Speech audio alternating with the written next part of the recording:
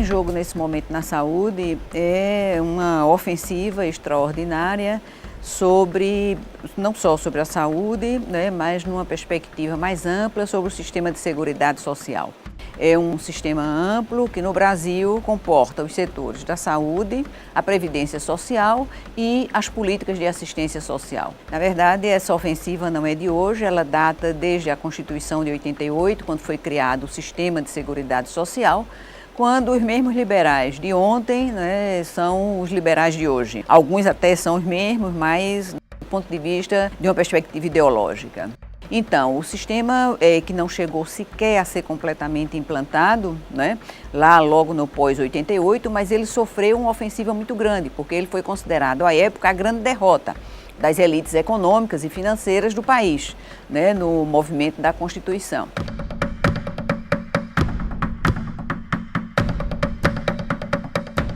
Quando se pretende, então, quer dizer, reduzir o orçamento da Seguridade Social, está em risco a proteção ao trabalho e aos trabalhadores. Existe um documento que está circulando, que é um documento, um conjunto de propostas que emanaram da Federação das Indústrias aqui no Brasil, e nesse documento há um conjunto de proposições, né, do setor industrial brasileiro no sentido de diminuir, né, aqueles impostos que entram para o orçamento da Seguridade na forma de contribuições sociais. Então, se isso acontece realmente, o orçamento da Seguridade Social, que hoje,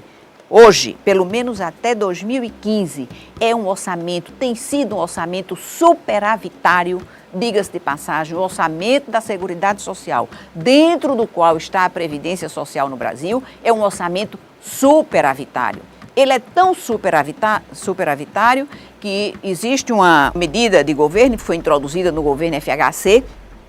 e isso entrou como um fundo social de emergência para durar 1 ano, e isso já dura há 20 anos. Atualmente se chama DRU, Desvinculação das Receitas da União, e pela DRU, mediante a DRU, legalmente, 20% do orçamento da Seguridade Social sai anualmente deste orçamento e passa para o governo, que tem usado para a forma de pagamento da dívida e pagamento dos juros dessa dívida. Do ponto de vista de uma reforma da Previdência Social, quer dizer, ela vai ser a salvação, não é, de todos os problemas financeiros do Brasil. Eu diria que essa é uma visão absolutamente distorcida, e até porque, quer dizer, o argumento que coloca-se para a sociedade é um argumento, é verdadeiro, claro, que a sociedade brasileira está aumentando sua esperança média de vida, nós temos uma quantidade de pessoas hoje acima dos 60 anos, daqui a mais 10 ou 15 anos esse número será maior, em 30 anos ele será muito maior, e o sistema, portanto, previdenciário seria um sistema absolutamente insustentável, não é? Esse é o argumento que se coloca, né, e evidentemente acompanhado das contas, dos rombos e tal. O que não se explicita para a sociedade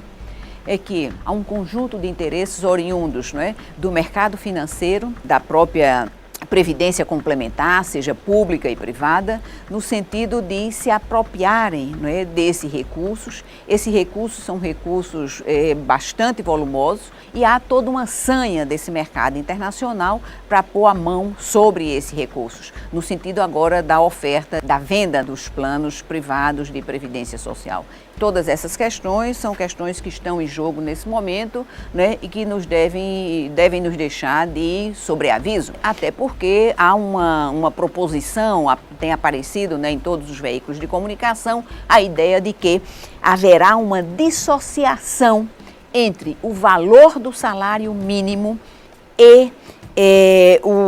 os valores dos benefícios previdenciários. Isso é uma coisa que foi, mas muito, os setores, a elite insistiu muito com isso logo no pós-88, eles não conseguiram passar, isso vem sendo sempre uma tônica, e agora está sendo dado como líquido e certo no conjunto das reformas que deverão ser apresentadas, insisto, pelo governo interino, não é? Para que, então, essa desvinculação entre o valor do salário mínimo e o valor das aposentadorias finalmente se concretize aqui no Brasil. Isto será uma perda enorme para a classe trabalhadora, e todos irão se ressentir. O que está aparecendo como propostas e ideias deste governo interino se constitui numa pinguela, num retrocesso para o passado.